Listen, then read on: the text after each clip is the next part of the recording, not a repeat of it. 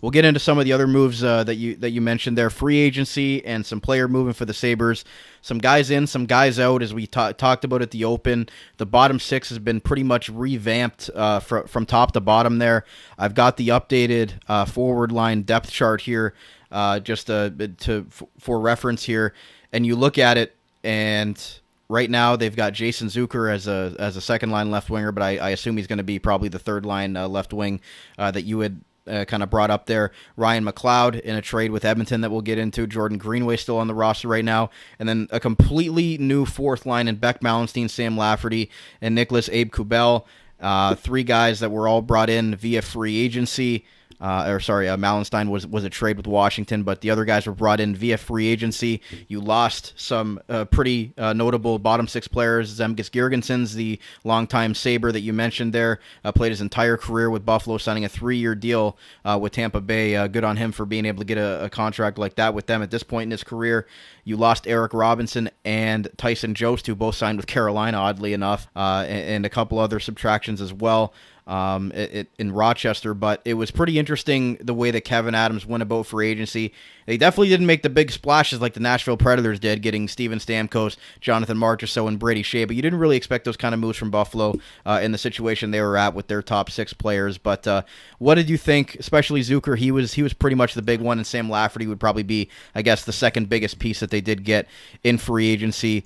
And then as well getting James Reimer as a veteran goaltender to replace Eric Comrie, which I think is an upgrade over what Comrie gave you. And you know that Levi's going to come up and make some spot starts from Rochester. So overall, with the additions and the subtractions the Sabres made with their free agent class, where would you kind of rank them as far as giving them a grade here? C plus, B minus. C plus probably is where I would lean. And the reason I say C plus is it's been good.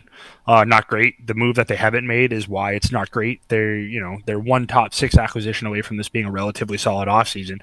When you look at, aube-kubel, Beck Mallenstein, Sam Lafferty, the new, fourth line, there's two things in common. Those guys like to hit. Those guys are responsible two-way players, especially aube-kubel, who's one of the better pure defensive forwards, I think, in the league. But speed. If you look at NHL Edge, they track, a lot of advanced stats for the NHL. All those three guys are all in the high end in terms of top skating speed and speed bursts over 20 miles per hour. So that fourth line, and McLeod, which we'll get into later, he's going to be on the third line. But the bottom six is going to have a lot of speed. The fourth line is going to wear you down physically. The fourth line is going to take a lot of the brunt when it comes to the defensive responsibility.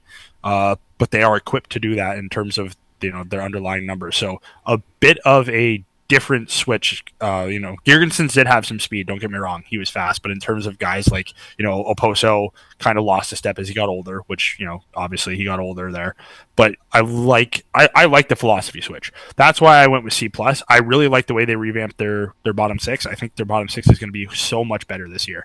The problem is you haven't addressed your biggest need, which is your top six scoring, which there's still time to do it, I guess, but I'm not very hopeful right now. Although we'll get into that later because numbers game, it does seem like another move has to be coming. But the last time we thought another move was coming is when they traded for Henry Jokiharju and they had a surplus of defense, and Botterill never did anything with that surplus of defense. So until the move is made, I'm not going to expect it to come.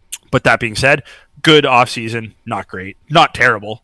Mention Zucker real quick, a guy that's kind of bounced around a little bit in the last few years, played with Minnesota, Pittsburgh, most recently with Nashville after signing a 1-year deal with Arizona, and they moved him at the deadline for a pick. What do you like from Zucker? He's obviously a guy that kind of fits a scoring winger in the middle six there and is a little bit better defensively than like you mentioned with the Jeff Skinner, and he does bang a little bit when you need him to, but a guy that's production has kind of gone down a little bit, but he did show spurts in Nashville when he got there that he could put up some goals and be a solid depth scorer for this team. And I think it's somebody that you look at, again, it wasn't a sexy signing by any means, but on day one of free agency to go out and get a guy with that has played some playoff games, that has been in the league for a while, and Jason Zucker, and has played with some pretty good players over his career as a solid, depth piece and a complimentary guy that can put some pucks in the net. I really like what he brings to that third line for Buffalo. Yeah, I do too. I think he's a good third line scoring option, and I do find it notable that Adams said he can play anywhere in the top 9, and he mentioned top 9. So to me, that states they didn't get Zucker to be a top 6 scorer. they might have to put him in a position to be a top six scorer, but they don't envision that being his role this year. And that's fine. I think if you look at a potential third line of McLeod, Benson, Zucker, that's a really, on paper, effective third line. You have McLeod, who's a good two-way center. Benson, who's a really good two-way winger, forechecker, who's tenacious on the pucks. Good passer, good hockey sense. Same with McLeod. Okay hockey sense. And then you have Zucker, a guy who can finish. 2 years removed from scoring 27 goals with Pittsburgh in 22-23. So, he's not going to score you 27 goals in Buffalo this year, I don't think, but he has the ability to finish. So I have no problem with that signing. I do like that signing as a third line scoring option, and the 1 year term makes it okay that you had to give him $5 million. On a 1 year contract, I don't. You can call it an overpay. I saw some people saying that, but I don't care. It's a 1 year contract. Who cares? Yeah, it's a 1 year deal, and the Sabres had the cap space to move it. It wasn't like they have zero cap space. They have the fifth most cap space in the National Hockey League right now. So to be able to sign a guy like Zucker to a 1 year deal, kind of like they did with Taylor Hall when they signed him to that 1 year, $8 million deal, and obviously that didn't work out, but a 1 year deal is a 1 year deal, and I think Zucker is a good addition, and knock on wood, if any injuries do happen for the Sabres in the top six, he's a guy that can move up there and be a utility player to move up in your lineup and put in some goals and be productive there. So really like that addition of Jason Zucker and Sam Lafferty, as well as you mentioned, for the fourth line. Do you want to touch on the Beck-Mallenstein trade with Washington for that draft pick? I know that was kind of a move that the Sabres fans were kind of scratching their heads at, because we're all expecting these big moves to happen, and they go and get a perennial, basically a fourth line player in Mallenstein, even though he obviously with his underlying stats could be a very productive player for the Sabres with that fourth line. What did you think of Adams giving up what he did to get a player like that from Washington? Yeah, I think obviously the second round pick is pretty high cost for a 26-year-old, fourth liner. I don't think anyone would argue against that. I do like the speed. I do like the hitting. I do like the fourth line capabilities that he brings. I understand why they acquired that style of player. I don't necessarily understand the cost, which is fine, whatever. You got a second round pick in the San Jose trade. You basically used it to acquire Mallenstein. Cool, whatever. I think the common theme is sometimes you have to overpay to get a position of need. I didn't rank fourth line winger as one of the biggest needs for the Sabres. I think everyone kind of knew, anyone with a brain realized their two biggest needs were third line center, second line scoring winger. A new fourth line was obviously a part of their philosophy, and they were willing to pay a high price to get it. We'll see what Mallenstein's contract looks like. But you gave up a second round pick for the guy, so I have to think in my brain you view him as an every game player, much like Washington viewed him last year when he played 81 games. So it'll be interesting to see how they use him this year. But very fast, responsible, penalty killer, a lot of block shots, a lot of hits. And I know the timeline doesn't necessarily line up there with the Skinner buyout and everything like that, but would you have liked to see maybe a move at draft time if they were to move? Let's say if they didn't select Hellenis and they traded number 11 plus a second round pick, or maybe they moved back to 14, picked up that second from San Jose, and then used that second and a player and or prospect like a Matt Savoy or that 14th overall pick to go and get like a top six player. Would that have been a move that you would have liked to see, even if they were to move back there to pick up that second as more ammunition to go and get a player? We didn't see a Martin Necas or Nikolai Ehlers trade yet from Carolina or Winnipeg at the moment of recording this. So you obviously see that that Carolina and Winnipeg didn't get the right offers for either of those players. So if a move is still to be made like that, did you think that they kind of missed that window with the trade that they could have made at the draft? I mean, obviously, I would have liked to have seen it. That was, to me, is their biggest need. It was their biggest need. To pretty much anybody, that was their biggest need. So obviously, yeah, I think everyone would have liked to have seen it. I don't think they missed the window, like you just said. None of those rumored, unless you view Mangiapane as a surefire top six, which I mean he probably is, but he was moved for a second round pick, but to the Capitals. So I guess unless you count him, none of really the big name rumored guys have been moved yet. So I can't say it was a missed opportunity for Adams. But obviously, yeah, I would have liked to have seen that move. And I think until he makes that move, it's fair to question and doubt the offseason and the improvements that they'll make next year. Because unless they make that top six acquisition, they're back to, again, in terms of their scoring and their top six production, they're banking solely on internal improvements, which we saw what happened last year when they did that. It did not go their way. And another move that kind of, Sabres fans were wondering about was James Reimer, obviously a longtime goalie with the Toronto Maple Leafs and was on the other side of that rivalry. I view him as an upgrade over Eric Comrie. I don't know about other people, and I know some people were pretty upset that, why would they bring in Reimer when Levi's, in Rochester, and You just need a veteran guy that brings stability. And I think Reimer's one of those guys where, yeah, he's not going to do anything flashy, but he's also not going to be a guy that's, when you put him in a spot start here, he's not just going to let in 5 or 6 goals. I think he's a reliable goalie. He's a good teammate. He'll be a solid mentor there for UPL, and even when Levi is able to come up, I'm sure Reimer will be a good teammate in that sense. Eric Comrie was a little bit weird being in that more of a mentor role when he was still in his mid-20s. So when you bring in a guy like Reimer who's played in the league for a long time, in his 30s, and has seen a lot, been on a lot of different teams and been in a lot of different roles, I think he adds value off the ice, not just his on-ice production as a goaltender. And it'll be nice if he does get a start against the Leafs and is able to beat them. That would be great to see for Buffalo's perspective. But I'm not going to hate on the James Reimer move as much as some people would. Yeah, I'm not, and I'm not even 100% sure he's a lock to be a Buffalo Sabre. Fair. I think he was signed. If Devin Levi struggles in training camp and has to start the season in Rochester, you have Reimer, like you said, as an insurance solid backup. If you're paying him $1 million, on a two-way deal, so his salary is $1 million no matter where he plays, which is probably the reason why he came here. I have to think that Reimer understands there's a possibility that he is the starting goaltender in Rochester if everything goes the way that Buffalo wants it to go. He is steady. He is reliable. He's not flashy. He's not great. He's not terrible. He is an upgrade over Comrie. Absolutely.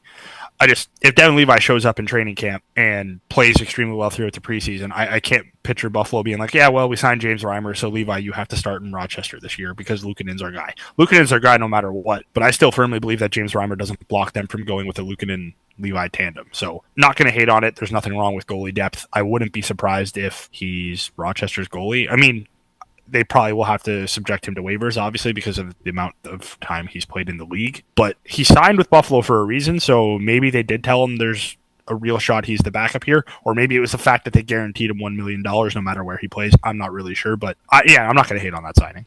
And then lastly, before we move on here, some depth signings for Rochester and more organizational depth. Jacob Bryson is back, which was a nice re-sign for Kevin Adams. Riley Stillman was a guy that we thought would be brought back as he traded Josh Bloom to get him. Josh Bloom ended up going and scoring the game-winning goal in the Memorial Cup. So Vancouver Canuck people are very high on Josh Bloom now as a guy that we used to love in the Ontario Hockey League. So Riley Stillman ended up moving on. But they bring back Bryson, and they bring in a couple depth pieces for Rochester, like Sandstrom and others. Anybody you want to touch on there that is coming back for the Sabres or coming in to fill out the Rochester depth down there? No, I guess it depends on who you view as filling in for Rochester. I think an interesting signing was Dennis Gilbert, because I am pretty sure they signed Dennis Gilbert to be a Buffalo Sabre, not to be a Rochester American. We'll see how that shakes out. But I am very interested to see what they do with the defense, because Gilbert brings a skill set that they don't have on the blue line. Not necessarily an everyday player, but I wonder if they're going to carry 8 defensemen, because Bryson, again, was a reliable 7th defender last year. Didn't play a lot, but when he did play, played well. So it'll be interesting to see if there's any moves to be made on the blue line, because they obviously gave Yoki Harju his $3.1 million one-year deal, walks him to UFA next year, so doesn't really seem like he's in their long-term plans, which we kind of thought. So it'll be interesting what, if anything, happens with the blue line, because I wouldn't be surprised if Dennis Gilbert plays a decent handful of games for the Buffalo Sabres. And bringing Bryson back as the depth guy. Right now, he's the extra defenseman because Samuelson, you expect him to be back 100% after he missed the rest of the season last year. And then they brought back Yoki Harju, as you mentioned, on that one-year deal. Maybe he's the guy that gets moved at the deadline or what have you, if a guy like Gilbert is able to step in to a bigger role and kind of move the depth chart there. But what are you liking from the way that the Sabres' defensive core is shaping out? We knew the top 3 was pretty much a lock, and then they made a couple additions there. Ryan Johnson's still a name that we mentioned on our season finale show. If he's going to kind of move the needle there for the Sabres, still got Connor Clifton, you still got Samuelson. So, and you bring back Bryson to be either a 7th defenseman or a guy that you can call up from Rochester. So, the defensive core is pretty much solidified, I think, at this point. Yeah, it's solidified, and I am a little bit shocked. Again, that they're bringing back the exact same decor they had last year. Maybe they're not. Maybe a move is to be had. I'm not really sure, but a little bit surprising. I know, it is what it is. Like I said, right now it sure looks like your top 4 is some iteration of Yoki Harju, Power, Byram, and Dahlin. We'll see what they do with that. Samuelson, Clifton, Gilbert, Bryson, some combination of those 4 will be your third pair. But a little bit questionable, in my opinion, to bring back the exact same decor from last year. You revamped your bottom 6. You didn't really touch your defensive group, which I don't necessarily think is smart, because I do think while Yoki Harju flashed, He clearly isn't in your long-term plans. You only gave him a 1-year deal and let him become a UFA next year. Gilbert, Bryson, depth signings, 1 year. I don't know. Maybe there's a mood to be had there, but right now I am a little bit down on their entire group of 6. Obviously, the Byram, Dahlin, Power, those 3 are very good. They're going to be very good, and Byram's definitely going to push the pace offense. Dahlin's proven he can be a reliable 2-way player. I expect Power to take a step, but am a little shocked there was no major tinkering to their D group. Pretty much that's it for the player movement. Is there anybody in free agency that you saw sign that you would have liked Buffalo to get, or are you expecting some sort of trade to happen for that top 6 forward that hasn't come yet after the Skinner buyout? I mean, realistic options that I would have liked to see Buffalo try to go after. I don't really know. I mean, they were never going to get any of the big fish. No. They were never really going to attract any, depending on how you view Zucker, I guess, they were never really going to attract any medium profile free agents because Buffalo has never really, again, they haven't made the playoffs in 13 years. You're not necessarily a huge free agent destination. I would have liked to see them maybe be a little bit more aggressive in a top 6 trade. But, what we're going to talk about next is Adams being pretty aggressive to go and fill one of their other major needs and acquiring a 24, 25-year-old center who has some team control. So again, I would have liked to see the top 6 move, but Adams definitely was busy and definitely filled a big need with the third line center and revamped, a philosophy in that bottom 6. So I would call his offseason incomplete. Necessarily, is there any free agents you would have liked them sign? I'm trying to think off the top of my head. There's not really for the amount of money that those guys got. I mean, they weren't going to sign Tyler Toffoli for the money that he got in San Jose. They weren't going to sign a Jonathan Marchessault for the money that he got. They weren't going to sign Chandler Stevenson for the money he got. So, I'm not disappointed that they didn't overpay for some of those guys. Zucker is a 1-year deal, so it doesn't even matter what you give him. You could give him $10 million. It really doesn't matter because the Sabres have so much cap flexibility right now until that Skinner buyout comes in a couple years, becomes $6 million. But I was okay with them not getting any of the overpaying for any of those top guys we usually see in free agency. No, I think the only and he hasn't signed yet. Maybe instead of Zucker, I could have maybe preferred them signing a guy like Daniel Sprong, but obviously that's really nitpicky. They got Zucker. Zucker came here. They tried to get Zucker last year. I think he took more money in Arizona and knew he was going to get moved at the deadline. So I'm not really going to nitpick that much, but they got their third line scoring option. They were never going to fill the top 6 role in free agency, put it like that. That was, if they ever fill the top 6 role, it's going to be through trade. I've always thought that. I think most people have always thought that. So yeah, I like the free agency signings that they made. So I have no gripes with any free agents they did not sign, put it like that.